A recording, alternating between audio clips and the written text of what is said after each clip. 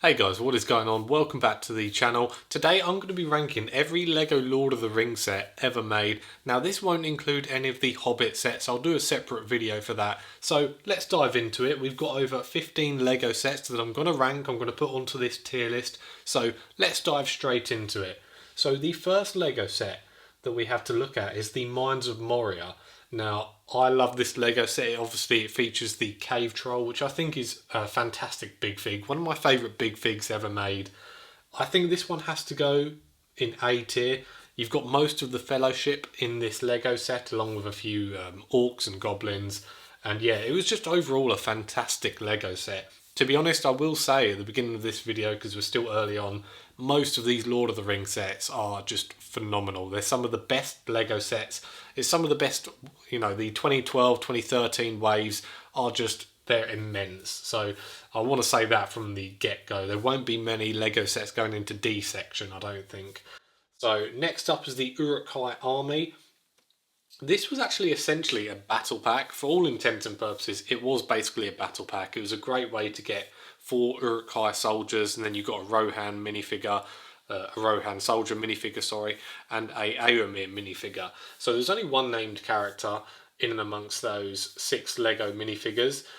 I love this Lego set. I'm going to put this on A tier again because it was also basically an additional Lego set that you could buy to go alongside Helm's Deep. It was basically, you combined the 2 Lego sets and it made an even bigger version of Helm's Deep. It was, yeah, really cool. I always love when Lego do things like that. I just think it really, that's what Lego's all about, being innovative and building, making things better by adding other pieces to it. So yeah, love a bit of that. Next up we have the Council of Elrond. So where do I think that ranks? I think this is definitely one of the weaker Lego Lord of the Rings sets, that's for sure. One of the weaker, older versions. Yeah, so I think I'm going to put this in C tier. The minifigures were okay. The build was certainly nothing special. Then we have the Battle of the Wizards. I think I'm going to put this on B tier. It maybe could have been a little bit better. It would have been nice to see a bit of a bigger room in terms of the Tower of Orthanc, Saruman's his room. I think that would have been cooler. The build is a little bit lackluster, but the 2 minifigures are really good, that must be said. So I think B tier is probably right for that Lego set. Then we have the Tower of Orthanc. I think this has to go in S tier. I mean, this Lego set was so ahead of its time, it's actually insane. It's absolutely massive. It almost is the same height as Barad-dûr, and it was basically half the price of that. I mean, bear in mind, we are talking over 10 years ago now, since that Lego set was released. You'd probably be looking at about maybe $200 to $250 maybe for this Lego set nowadays, if they were to produce it now. Yeah, the price for this Lego set has absolutely gone crazy on the aftermarket, and that just speaks to how much people love that Lego set. Absolutely fantastic. You've even got an eagle in there. Yeah, really do love that set. I thought I'd put this one in. This is the Fell Beast. Even though it's not what you'd class as a traditional Lego set, it was technically a gift with purchase. It never was on shelf, so to speak. But I'm kind of classing it as a Lego set. So I think I'm going to put this on C tier. I think it was actually quite a lackluster gift with purchase. The concept of it is really cool. The fact that you get a Nazgul with a Fell Beast, that's absolutely awesome. I've got no problems with that. But the execution of the Fell Beast could have been done a heck of a lot better. Yeah, so I think that's where we are with that. Then we have the 4 BrickHeadz sets, starting off with Frodo and Gollum. I'm going to put this on B tier. Not a bad BrickHeadz set by any stretch of the imagination. I do quite like the build for Frodo, and Gollum isn't too bad. And it's also one of the cheaper BrickHeadz sets, so I'll put that on B tier. Arwen and Aragorn, I'm going to put this on C tier. It's actually probably my least favourite of the BrickHeadz that were released for LEGO Lord of the Rings. I do really like the Aragorn build, his kind of chest piece that has the Tree of Gondor. That looks absolutely sick. So I'm going to put that on C tier. Then we have Gandalf and the Balrog. This is probably my favourite Lord of the Rings BrickHeadz that has been released. The Balrog BrickHeadz it's really cool. So I'll put that on A tier. I think it's definitely one of the better BrickHeadz sets that has ever been released. Then we have Legolas and Gimli. I'll put this on B tier. I think it maybe could have been a little bit better, but it's still a very good BrickHeadz set, but I just don't think it's quite as good as Gandalf and the Balrog, so I think I'll chuck it on B tier. We have Battle at the Black Gate. Such an awesome concept for a Lego set. I'm going to put this on A tier. The minifigures are just so good. The build also is really good. The the Black Gate build is very good. You also get an eagle in that Lego set, I do believe. So yeah, very cool. I mean, probably it is missing though a fell beast to kind of combat the eagle. That would have been quite cool. Then we have a newer Lego set, a much newer Lego set in fact. In fact, it's the newest Lego Lord of the Rings set, I do believe, and that is Barad-dûr. If you're a fan of this channel, you know how much I love Barad-dûr. I bought this on day one and I wouldn't change it for the world. It's just one of the best Lego sets I have in my collection. It may be my favourite Lego set. I mean, I've not yet built Rivendell, so I can't exactly compare the two, honestly. But Barad-dûr so far is my favourite Lego set that I have built, I think it's safe to say. It's just absolutely phenomenal. They made it so imposing, and even for, I do believe is it $500 in the US or maybe $450 in the US, I think just what they were able to do with it, I paid £400 brand new, and I don't regret it. I think it's worth every penny, I really do. I mean, and that can't always be said for a lot of Lego Star Wars sets. I think a lot of those Lego sets simply aren't worth the high price tags, but this one I can safely say it is. Next up we have the Battle of Helm's Deep, a Lego set based off probably my favourite scene in any movie ever. It's got to go in S tier. I think this one sets the absolute standards for what play sets should be.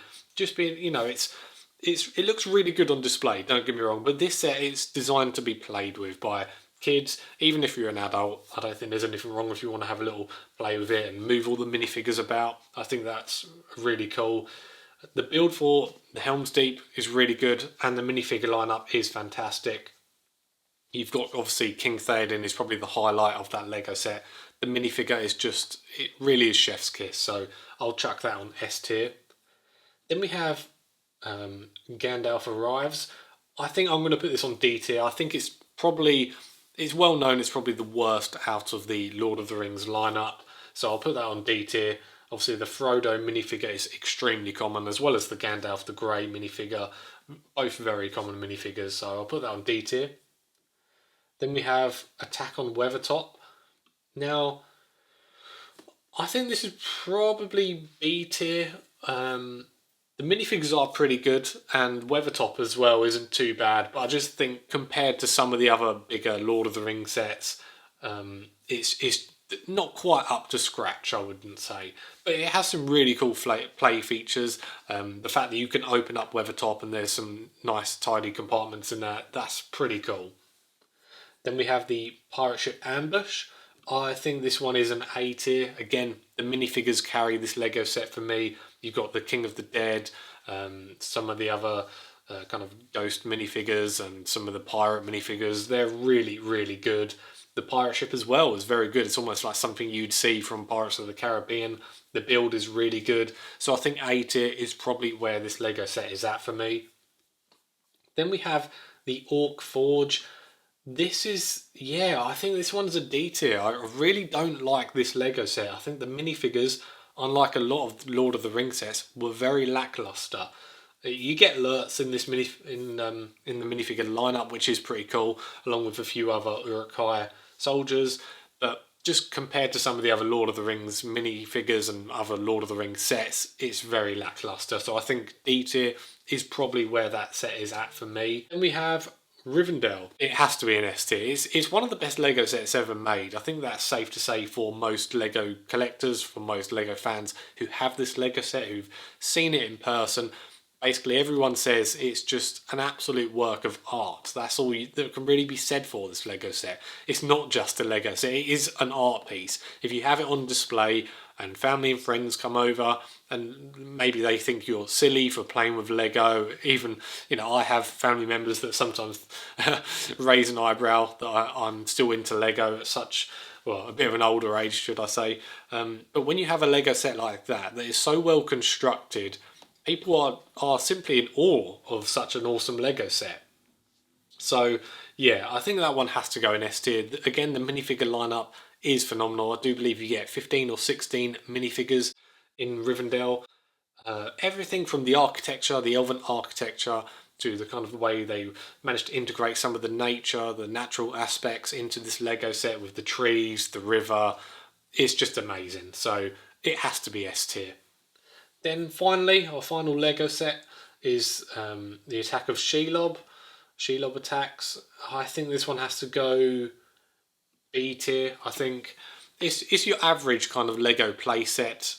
Obviously you get the Samwise Gamgee and Frodo minifigure and Gollum. You also get Gollum in that Lego set, and the Gollum minifigure is probably the best Gollum minifigure we've had to date.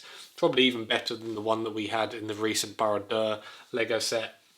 So yeah, and the Shelob, I mean, Shelob's a pretty awesome creature in kind of Tolkien mythology. I think B tier is probably where we're at with that Lego set. But anyway, that is it for my total rankings of every Lord of the Rings Lego set ever made.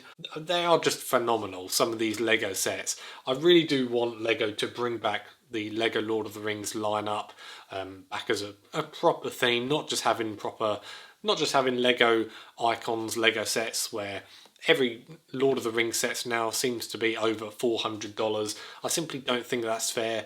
And for some of these cheaper Lego sets, what Lego is able to do was simply outstanding. And I don't think we've had that replicated for many, many years now. Anyway guys, thank you so much for watching. I hope you've enjoyed this video. If you have done, please do like and subscribe. Really would appreciate that. Have a great day, and I'll see you on the next one.